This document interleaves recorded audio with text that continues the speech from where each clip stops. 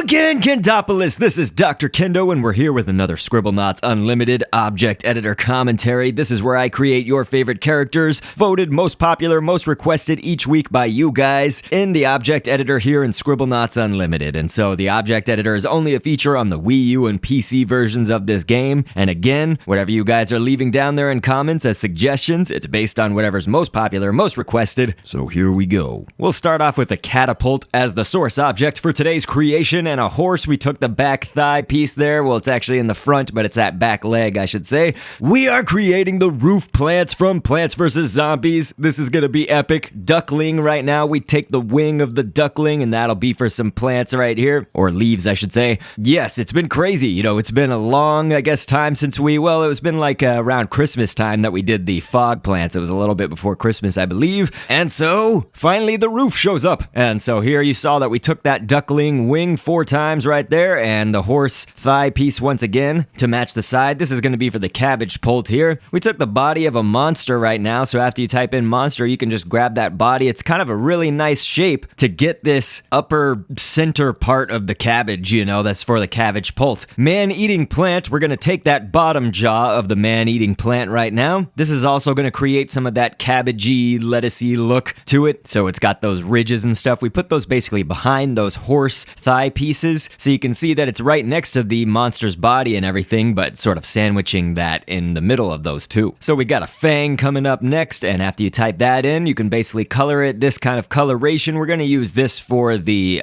eyebrows, in essence, of the Cabbage-pult here, and an oval I'll take next. Put that down right here, and we're going to paint that another dark green kind of hue right here, but make one of them, if you're kind of going by my design, I'm making one of them pretty small compared to the other one, and here we've got dot twice to be some shine in the eyes. It kind of gives more definition and detail to these eyes, so definitely a good thing to include. Octopus, we grabbed this tentacle piece that is almost in a straight line, but it has a slight bend at the end of it on the left side it would be to our left of the octopus once you type that in. And so you can see here that I put it over that catapult's part where it launches the projectile off, so just notice that right there. And we also have a monster body, once again, for some leafage there on top of that octopus tentacle. Now, I showed you what it would look like with an onion. You could use that. There's actually several ways we could do what we're about to do, but in essence, where this cabbage is supposed to be on the Cabbage-pult here in the very back, we're going to use a garlic to start off with, and I will show you other ways to do this and stuff, but for the Cabbage-pult, we'll use this method, gravel right now, to be for the back of it and everything. So there's like this little nest almost that it sits in, and so here you can almost copy for that cabbage piece, you can almost copy exactly what our Cabbage-pult body looks like as a whole and put that up there at the top, right there in that little section, so that looks good. Okay, so we've got Cabbage-pult. Let's go ahead and name it. I think it actually has a hyphen in it, so let me make sure that I'm naming that correctly. Cabbage-pult. But anyway, we're gonna go ahead into the properties editor in just one moment. It's basically where you can edit the health and whatever the projectile is of all your objects. You know, it's just a good way to do some scripting on your characters, and that actually, just to show you there, this was the stamp limit if you just do one more stamp. So even one more thing that you would have typed in would have made you reach the stamp limit. But anyway, we'll go ahead. As I mentioned, the properties editor, kind of when this section comes up in my videos, I like to read background information and fun facts about whatever we're creating. So let's go ahead and read it just about the roof level specifically. Of course, on the first Plants vs. Zombies game, they take place on top of the player's house, and they introduce us to the following new plants, which are being created in today's Scribblenauts episode. That would be Cabbage-pult, Kernel-pult, Melon-pult, coffee bean, garlic, umbrella leaf, marigold, and whether you want to classify it as a plant or not, we will obviously also include the flower pot. So those are the only objects being created for this episode and not upgrade plant versions or anything. There certainly is the possibility, however, of other PvZ plant creation episodes where I can create those various upgrade plants, but it's of note to say that me doing the roof plants here means that we will have created all of the non-upgrade plants in the game if you exclude the others category, which would have one-offs like the imitator and Explodo Nut. But I just love Plants vs. Zombies, and these creations have been some of the most fun for me to do always in this series, and it actually all started off with the day plants back in 2015. So over the course of 2 years, we've now finally completed the main plant cycle of the first game. Again, if you exclude the others and the upgrade. So here we can just start off with a flower pot.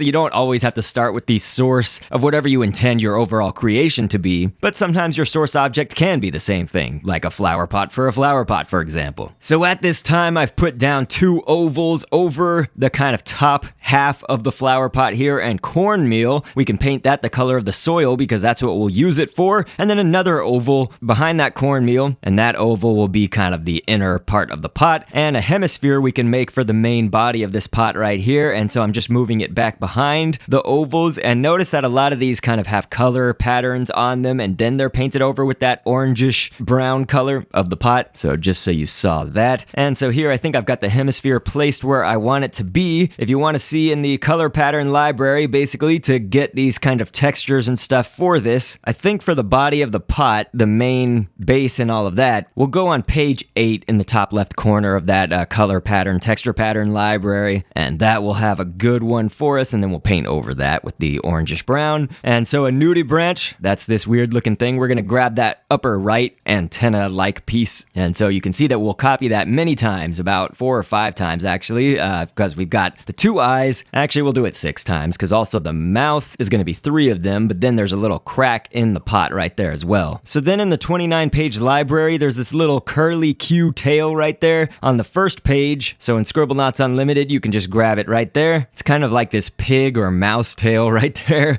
And so we'll take that and basically move it behind the pot right here, and it's going to start off where there's this kind of sprout coming out of the flower pot, and there will be these leaves, so we can just type in leaf and do that twice, and so we'll just name it flower pot PVZ to distinguish from the regular flower pot that's already in the Scribblenauts game. Obviously it's not the PVZ flower pot. And so anyway, let's go ahead with another catapult as the source object for our next creation. We're going to start off with a pine cone. This is probably one of my favorite, if not my favorite, roof plant, which is going to be the Kernel-pult, but probably I would say the most challenging to make here in Scribblenauts Unlimited with an accurate representation. We got frog legs coming up next right there for some plantage coming down at the bottom of the Kernel-pult here. You know, the leaves of the husk and all of that. And so we're going to type in black mamba for some of the remaining husk leaves down here, and so we're going to paint that accordingly. All right, this looks good. I just need to make sure that everything is positioned correctly. So we've got another frog legs that we copied, as well as those black mamba back tail pieces. We copied those again too. Put them back behind that pine cone, which was all painted yellow as you saw for the corn, the main parts of the corn at least, and an ivory will kind of finish off all of this greenery that is down here at the bottom of the Kernel-pult. And so a dot, we're going to take the dot and I'm going to paint that all the way black. Basically this will be for the eyes of the Kernel-pult, and since this is kind of the main part, you know, is that in Scribblenauts Unlimited you're not always going to get that like 100% spitting image of the character or thing that you're creating and stuff, but while we get pretty close in this series, again, I think the main challenge with the Kernel-pult here was finding a good body for that corn. You might be like, well, you should just type in corn, but go ahead and type it in and try it. You'll see why we actually could use something with more detail and something that's going to be working out a little bit better for us. By all means, create how you want to create, but we got a decently high standard here, and so let's go with a sailfish. You probably saw me type that in and grab the side fin there in the front, and that little fin is going to be for some eyebrows of the Kernel-pult here, and so that's looking good when we do that twice and basically of course put it above those dots. We're going to go with a pimple next, and if you take the pimple and basically we can put that over the eyes, which were those dots, but we can paint it white, and that'll give it some shine and stuff, but the pimple is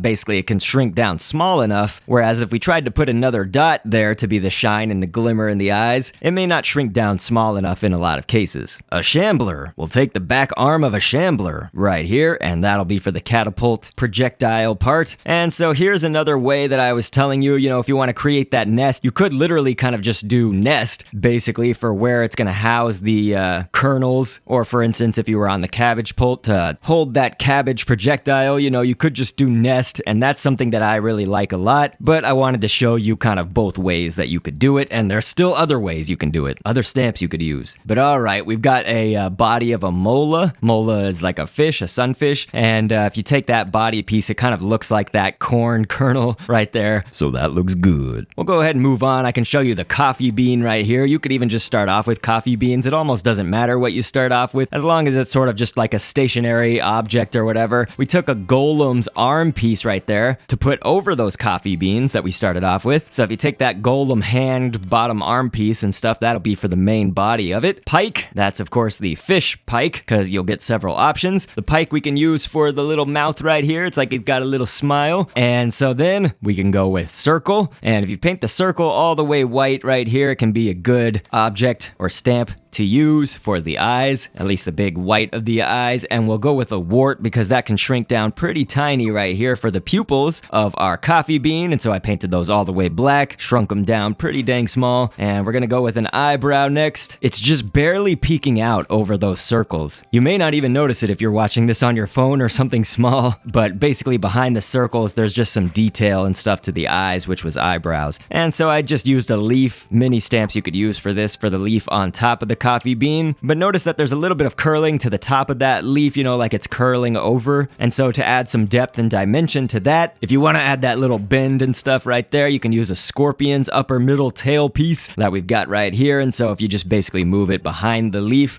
you're going to need to increase its size to get it up there past the coffee beans, probably the original source coffee beans, but then you just decrease it once you have it in the right spot. And so Scribblenauts Unlimited, obviously, if you didn't know, it doesn't let you basically build a certain distance away from your original source object. So that's why. To get around that, you can basically just increase the size. And so in that same fashion of starting off with the source object that is actually kind of what we want our overall creation to be, again, you don't always do this in this game, but we're going to do it here with a garlic as the source object for the Plants vs. Zombies garlic. So after we've got that, we can type in a golden egg, and this is actually, we're going to mostly just go over this garlic, and by mostly, I mean entirely. So we got the golden egg pieces right here. This is going to be the start of the garlic's body, but we're going to keep going with some more golden eggs after we have some positioning and sizing all correctly laid out right here. And it's not completely white or anything that we colored this. It's sort of that off, like beigeish white color, I guess. And so then we're going to go with a series of dots. If you've got one white dot, then you can put that kind of purpley dot behind that. And so notice that, of course, the dots to our left side, those are both on their side. They're sort of horizontal like that. And then the dots to our right, you know, kind of off further off the garlic's body right there, those are actually positioned more vertical. Still a little bit diagonal, but I like this effect, and it does look more like we're looking at the eyes sort of from a quarter turned view, like all Scribblenauts, most Scribblenauts creations, I should say, not all of them. Wart or pimple for the pupil, an Afghan hound. We can take the foot of an Afghan hound, any of those feet that it's got right there, and basically that'll be for the top of the garlic, but we're gonna of course move it behind all of the layers of those golden eggs. Next, we've typed in Kraken right here, and specifically kind of what you're going for on the Kraken piece is any of the tentacle pieces that are not the very end, like there's a little bit of a triangle at the end of the tentacles, but if you grab that sort of curved piece before that triangle, that's what we're going for, and that kind of looks like this hair of the garlic from Plants vs. Zombies. We're going to type in a jellyfish after that, and we can take this tentacle piece. It's kind of the upper part of the tentacle, and it's near the body of the jellyfish, but it just looks like a black line. And so then we're going to go with the spiderfish. We can take that bottom fin of the spiderfish. This will be for the edge of the mouth, and those jellyfish pieces will comprise the mouth. We're going to use a ton of them. So far, we've got 2 of them. Marshmallow, we can actually use as the teeth right here. And so as we're creating the mouth, I'm also going to put these 2 kind of almost buck teeth right there. And so we've got another jellyfish piece, 2 of them right here, 2 marshmallows, and then it looks like another and another jellyfish piece, 1 more right there for the curve on the mouth, going up on that other side to our right.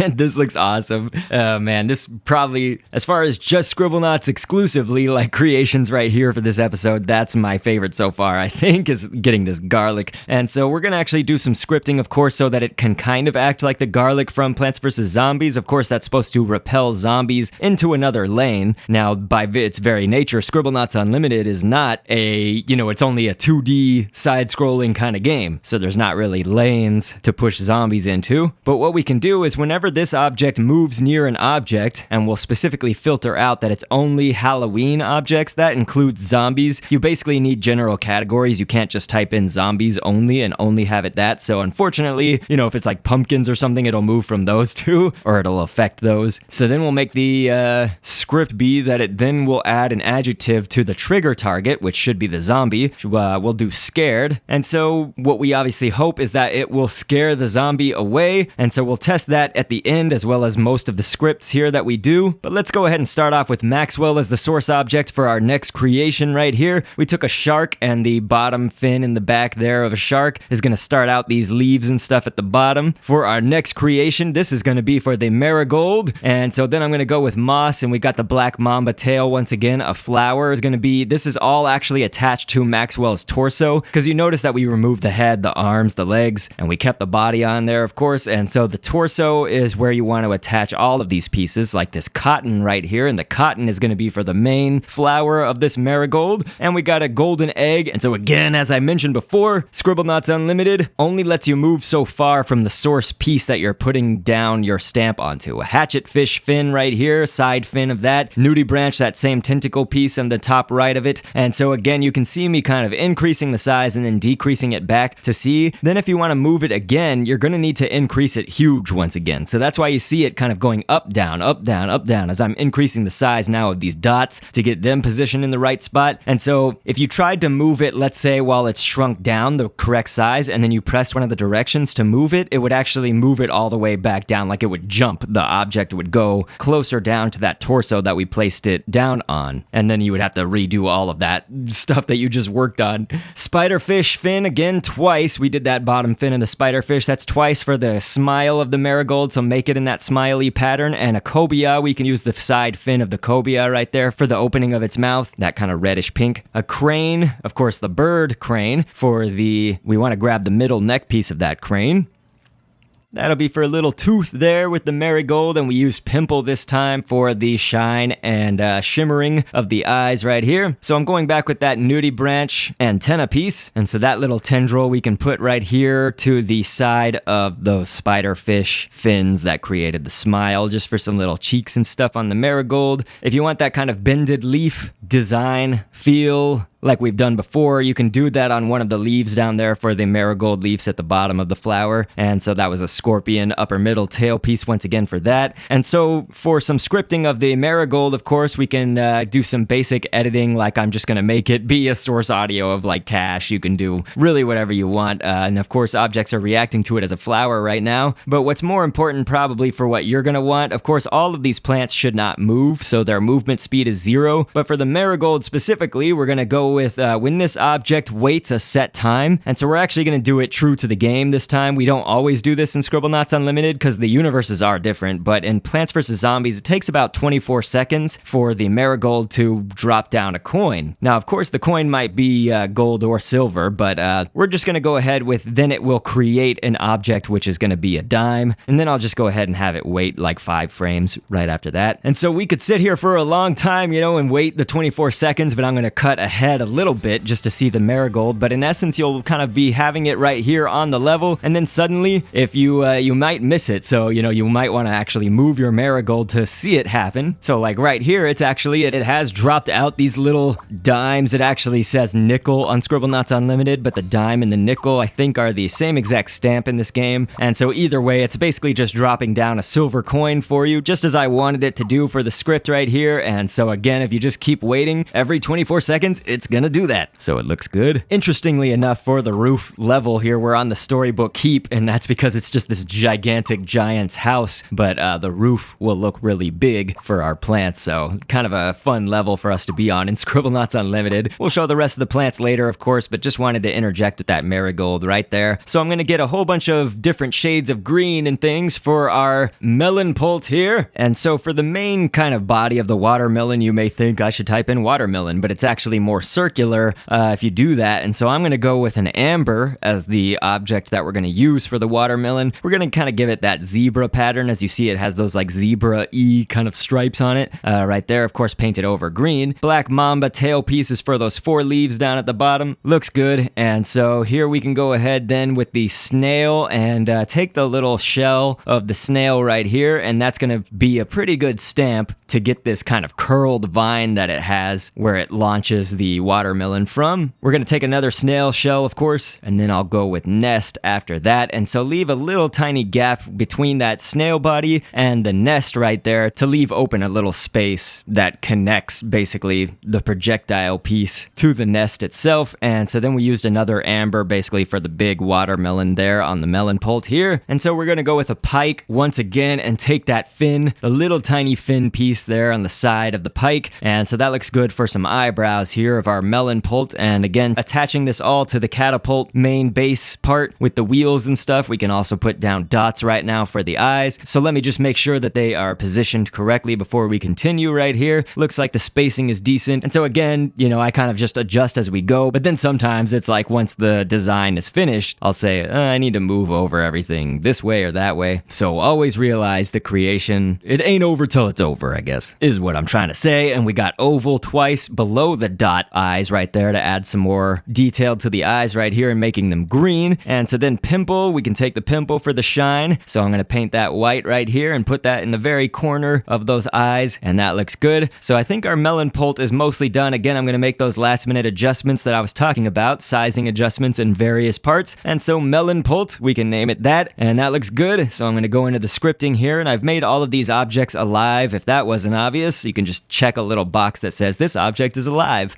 And so under the scripting for the weapon here in the properties editor, that's where you can make it shoot out whatever you want. And so I'll do a watermelon for that. Movement speed is 0, as I think I mentioned before. All of these should also maybe destroy. Under the behavior tab, you can do destroy and then do Halloween. So that'll make them basically always want to attack zombie characters or Halloween decorations. And so we've got the umbrella leaf for our last creation right here. And so this is mostly, it's pretty simple. Just Maxwell is the source object. We got the pool girl. We can take the front arm of the pool girl right there. You can also do the back one if you want to, but the front one will have a little bit more shading to it. And so then we just go with a cuttlefish right here. And basically there's these tentacle pieces that it has, these little arms in front. Well, up at the top, the very top one closest to the head right there, there's that cuttlefish piece. We can use that, paint it black for the eyes. And so then there's a wart for the shine in the eyes, the little shimmer, and then a crocoduck. We can take the wing of a crocoduck. And of course I did the little bended leaf thing at the top there. If you see in the top left leaf, you can probably notice it. That was the scorpion upper middle tail piece once again to do that little bend. And so I think that it would only be appropriate, of course, to show off these plants. And so here they all are on the roof again of this storybook keep level. And we got a zombie right here, so we can see now that that garlic does work. Once I placed it down, everything did want to attack it, however. And so now actually the Cabbage-pult that was there accidentally attacked the flower pot and the coffee bean that was in front of it. So here we can see what happens. Actually, these zombies, it looks like they won't eat the the flower pots and stuff. It got to the coffee bean. Oh no, it got to the Cabbage-pult and the Kernel-pult. Now they're all undead, except for it's okay. They actually still will be scripted to attack the zombies and everything like that. But then they will also attack you if you're standing there, and they'll attack your other creations and stuff. So now it's just an all-out frenzy. Let's go ahead and reset that. Here we can just kind of get a clear look at what the Cabbage-pult looks like. Now notice that when it was sitting on top of that flower pot right there, so it actually was being impeded a little bit, and the cabbage that it was using as a projectile was hitting that flower pot that it was sitting on top of. So again, Scribblenauts Unlimited and Plants vs. Zombies, it's not going to work like the exact same thing. Hopefully that's obvious to you guys. Oh crap, this zombie's coming after me. I was going to test out the Kernel-pult here, and so that looks pretty good. It's launching out some corn. You could also make it shoot out a kernel, which is basically a brown seed, but I thought corn would be better. You could also even do butter if you wanted it to be the buttery shot. Either way, so get a good look at them. There's our line of plants right here, and the Marigold still producing coins, as we can see if once we move it aside a little bit. But yes, I love this. Roof plants, awesome, and I'm happy to round out our Plants vs. Zombies creations, and so I hope that you guys have enjoyed all of them. Seriously, they're all on the channel, so you can see the day, night, fog, pool, all of these plants. Now we got the roof, and again, we haven't counted out that there may be upgrade plants in an episode in the future. Twitch live streams every Monday, twitch.tv/DRKENDO. These Scribblenauts episodes every single Sunday, and you guys know what's next week. Next Sunday is gonna be July 2nd. That means Founders Month is going to have started. What is Founders Month, you say? Well, my channel was started in July of 2012, so every single July, every year, we just try to do fun things, crazy things, more videos. It's just a fun, special time for the channel, so please, you guys, start watching all of this stuff that's gonna happen happen in July. It all starts on July 1st, and then another Scribblenauts on July 2nd. Much love to everybody. I will catch you on the next vid, and thanks for viewing. Down the road of twisted